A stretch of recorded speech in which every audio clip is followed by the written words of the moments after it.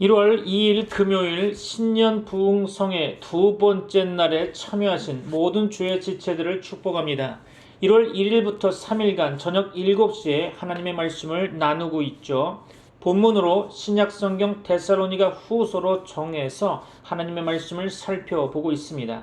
오늘은 그 두 번째 날로 데살로니가 후서 2장을 통해서 이 시대에 주시는 하나님의 말씀을 살펴보고자 합니다.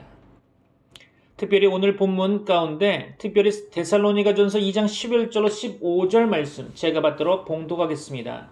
데살로니가전서 2장 11절로 15절 말씀입니다. 이러므로 하나님이 미혹의 역사를 그들에게 보내사 거짓 것을 믿게 하심은 진리를 믿지 않고 불의를 좋아하는 모든 자들로 하여금 심판을 받게 하려 하심이라. 주께서 사랑하시는 형제들아, 우리가 항상 너희에 관하여 마땅히 하나님께 감사할 것은 하나님이 처음부터 너희를 택하사 성령의 거룩하게 하심과 진리를 믿음으로 구원을 받게 하심이니, 이를 위하여 우리의 복음으로 너희를 부르사 우리 주 예수 그리스도의 영광을 얻게 하려 하심이니라. 그러므로 형제들아, 굳건하게 서서 말로나 우리의 편지로 가르침을 받은 전통을 지키라. 아멘. 벌써 2025년을 보내고 2026년의 둘째 날에 우리는 서 있습니다. 우리가 지금 이 시간 하루의 가장 피곤한 저녁에 이 자리에 모여 앉아 있다는 사실 자체가 참 귀하게 느껴집니다. 낮 동안의 일과를 마치고 집에서 쉬고 싶은 마음도 있었을 텐데 우리는 이렇게 3일간의 부흥회를 선택하게 됐죠. 그렇죠? 왜 그랬습니까? 아마 많은 분들이 이렇게 생각하실 것입니다. 이대로 한 해를 시작하고 싶지 않아서 그랬습니다. 조금은 멈추고 다시 하나님을 바라보고 싶어서였습니다. 그렇습니다. 성경에서 부흥이라는 말은 분위기가 뜨거워지는 것을 뜻하지 않습니다. 부흥은 방향이 바뀌는 것입니다. 사람을 향하던 눈이 하나님께로 돌아가는 것, 그것이죠. 문제를 바라보던 시선이 하나님의 얼굴을 구하는 시선으로 바뀌는 것이 진짜 부흥인 것입니다. 그래서 이 3일은 하나님께 무엇을 더 받기 위한 시간이기보다는 하나님의 얼굴을 다시 찾는 시간이 되어야 할 것입니다. 그렇죠? 시편 기자는 이렇게 고백합니다. 주의 얼굴을 내게서 숨기지 마옵소서. 그렇죠. 성도의 가장 큰 위기는 환경의 어려움이 아니라 하나님의 얼굴을 구하지 않는 삶일 것입니다. 사랑하는 성도 여러분, 우리는 한 해 동안 많은 것을 구하며 살아갑니다. 건강을 구하고 자녀를 위해 기도하고 형편과 미래를 위해 하나님 앞에 나아갑니다. 그런데 어느 순간부터 하나님보다 하나님의 손만 바라보고 있지는 않았는지 이 부흥회는 우리에게 조용히 묻고 있습니다. 이 저녁 부흥회는 바쁜 일상 중에 남는 시간을 드리는 자리가 아닙니다. 이 시간은 하나님, 올해는 제 삶의 중심을 다시 주님께 두겠습니다 라고 고백하는 결단의 자리가 돼야 하는 거죠. 이제 우리는 3일 동안 말씀 앞에 앉아 하나님의 얼굴을 구하려고 합니다.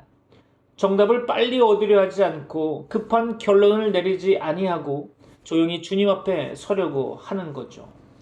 오늘 부흥의 둘째 날을 통해서 우리의 한 해가 사람의 말에 흔들리는 삶이 아니라 상황에 끌려가는 삶이 아니라 하나님의 얼굴을 바라보며 사는 삶으로 전환되기를 소망합니다. 이제 그 방향을 바로잡아주는 말씀, 혼란의 시대 속에서도 성도를 은혜로 세우시는 하나님의 말씀 앞으로 함께 나아가겠습니다. 사랑하는 성도 여러분, 성경을 읽다 보면 이 말씀이 왜 기록되었을까라고 생각한 적이 있습니까? 오늘 본문 데살로니가 후서는 단순히 교리를 설명하기 위해 쓰인 편지가 아닙니다. 이 편지는 혼란에 빠진 성도들을 붙들어주기 위해 그리고 흔들리는 믿음을 다시 세워주기 위해 기록된 말씀인 거죠. 이 편지를 기록한 사람은 잘 아시는 대로 사도 바울입니다.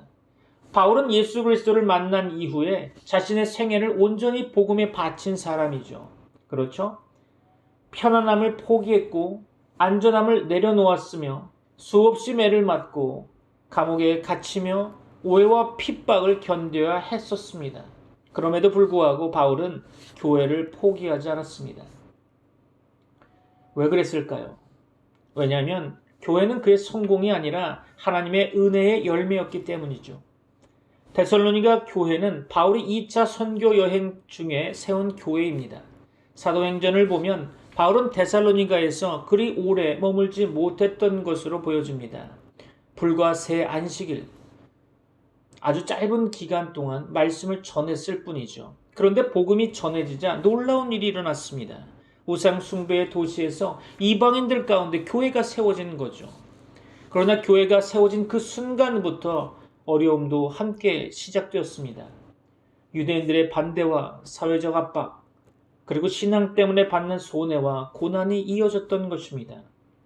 사도 바울은 성도들을 두고 떠날 수밖에 없었고 멀리서 그들의 믿음을 걱정하며 편지를 쓰게 되죠. 그것이 바로 데살로니가 전서입니다. 그런데 문제는 그 전서로 끝나지 않았던 것이죠. 시간이 지나면서 교회 안에 심각한 혼란이 생기기 시작했습니다. 그 혼란의 중심에는 주님의 날, 곧 종말의 날에 대한 오해가 있었던 거죠. 누군가는 말합니다. 주님의 날이 이미 이르렀다. 또 누군가는 바울의 이름을 빌려 말합니다. 바울에게서 직접 들었다. 심지어는 바울이 이렇게 썼다라고 주장하는 거짓 편지까지 나돌고 있었다고 하죠. 그 결과가 무엇이었겠습니까? 성도들의 마음이 흔들리기 시작했다는 거죠. 어떤 사람들은 두려움에 사로잡혔고요. 어떤 사람들은 삶의 책임을 내려놓았던 것입니다. 어차피 곧 끝날 세상인데 왜 우리가 이래야 하나? 왜 참고 견뎌야 하나? 그렇습니까? 신앙이 위로가 아니라 오히려 혼란의 원인이 되어버린 것이죠. 사랑하는 성도 여러분, 이 모습이 낯설지 않아 보이죠? 지금도 우리는 수많은 말과 정보 속에 살아갑니다. 그렇죠? 확인되지 않은 소문과 과장된 예언들, 그리고 두려움을 조장하는 이야기들, 신앙의 이름으로 포장된 이 말들이 오히려 성도들의 마음을 불안하게 만드는 시대를 살고 있다는 거죠.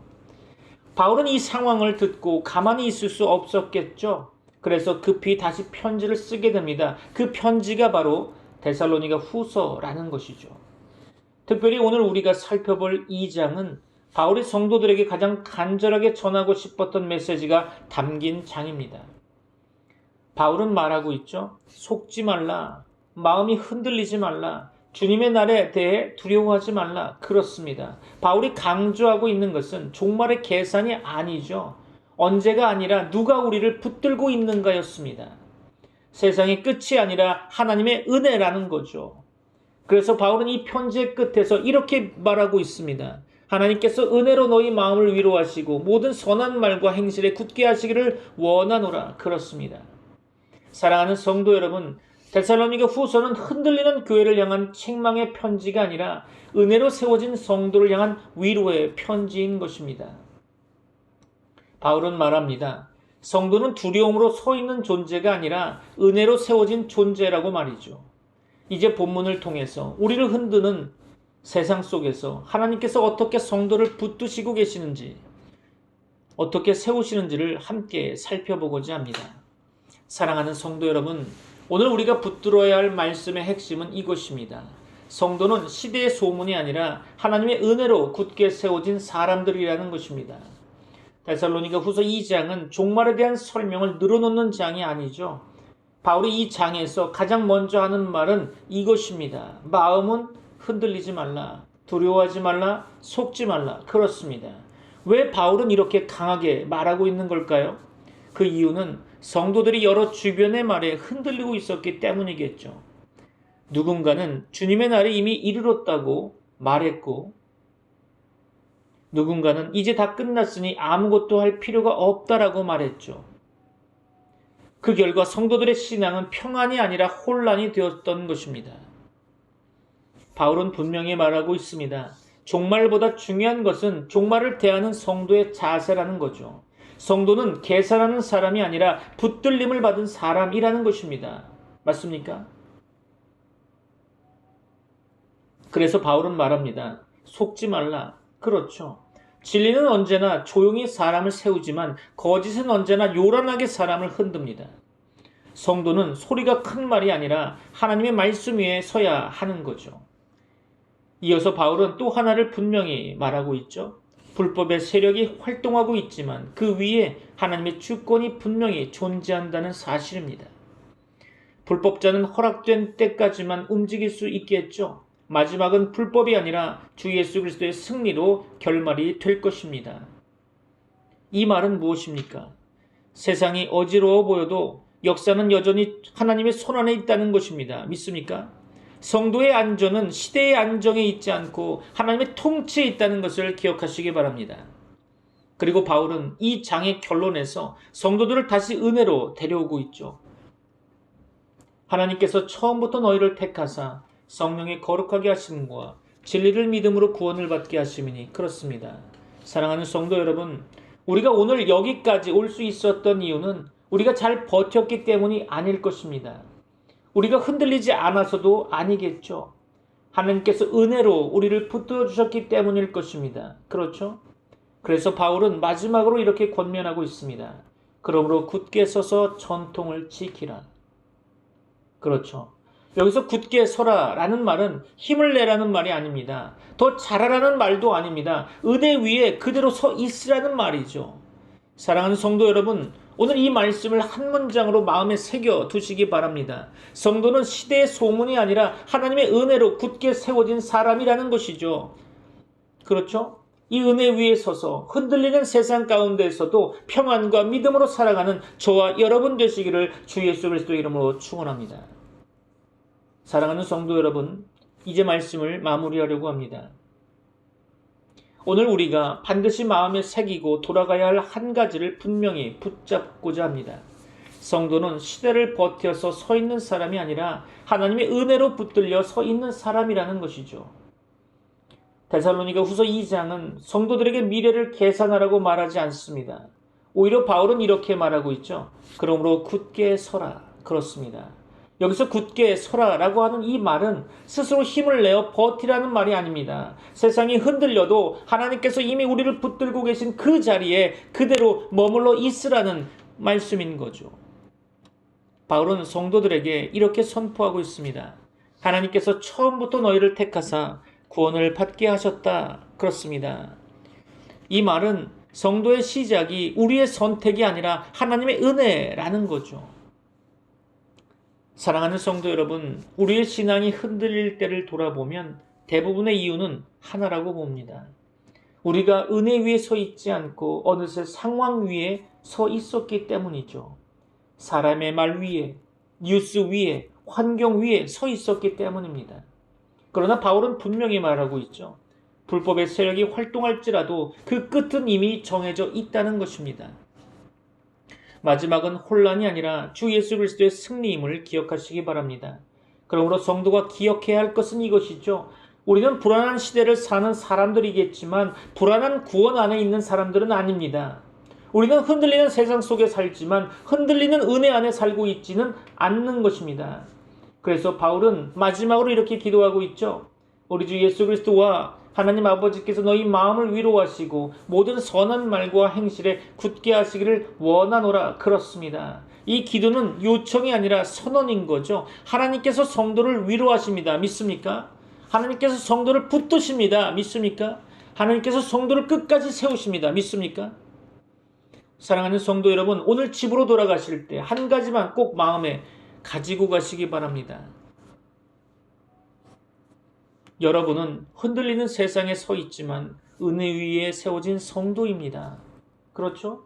이 고백이 우리의 한 주를 붙들고 올 한 해를 지켜주는 믿음의 고백이 되기를 주 예수 그리스도의 이름으로 축원합니다. 다시 한번 말씀드립니다. 나는 흔들리는 세상에 서 있지만 은혜 위에 세워진 성도다. 여러분이 이러한 고백이 여러분의 삶 가운데 있기를 소망합니다. 기도하겠습니다. 사랑과 은혜가 풍성하신 하나님 아버지, 오늘 우리에게 말씀으로 찾아와 주심을 감사드립니다. 혼란한 시대 속에서도 우리를 버려두지 않으시고 끝까지 붙드시는 하나님이심을 믿음으로 고백합니다. 주님, 우리가 알게 모르게 사람의 말에 마음이 흔들렸던 것을 용서하여 주옵시고 상황을 바라보며 두려워했고 눈에 보이는 것 위에 신앙을 세우려 했던 우리의 연약함을 주님 앞에 내려놓습니다. 이 시간 다시 한번 고백합니다. 우리는 우리의 힘으로 서 있는 자들이 아니라 주님의 은혜로 세워진 성도임을 믿습니다. 처음부터 지금까지 그리고 마지막까지 주님의 은혜가 우리를 붙들고 있음을 고백합니다. 하나님 아버지, 이제 우리의 마음을 굳게 하여 주옵소서. 흔들리는 세상 속에서도 말씀 위에 서게 하시고 두려움이 아닌 믿음으로 선택하게 하시며 소문이 아니라 진리를 따르는 삶을 살게 하여 주옵소서. 우리의 남은 날들이 환경에 끌려가는 시간이 아니라 하나님의 얼굴을 구하는 시간이 되게 하여 주옵소서. 말과 행실 가운데서 복음의 흔적이 드러나는 성도로 우리를 세워 주옵소서. 이 모든 기도를 우리를 위로하시고 굳게 하시는 우리 주 예수 그리스도의 이름으로 간절히 기도드립니다. 아멘. 지금은 우리 주 예수 그리스도의 은혜와 하나님의 사랑과 성령님의 교통하심이 트리니티 미라클 교회 모든 권속들과 세계 교회 위에 이제부터 영원까지 함께 있을지어다. 아멘.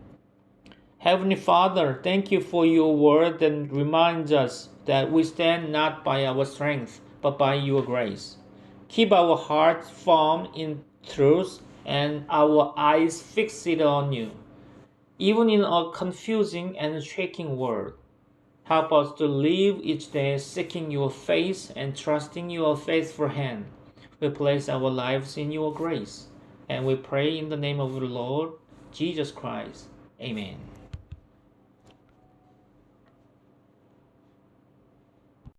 너희는 택하신 백성, 왕 같은 제사장이라. 어두운 데서 불러내어 빛 가운데 세우셨네. 너희는 왕 같은 제사장, 거룩한 나라, 하나님의 백성,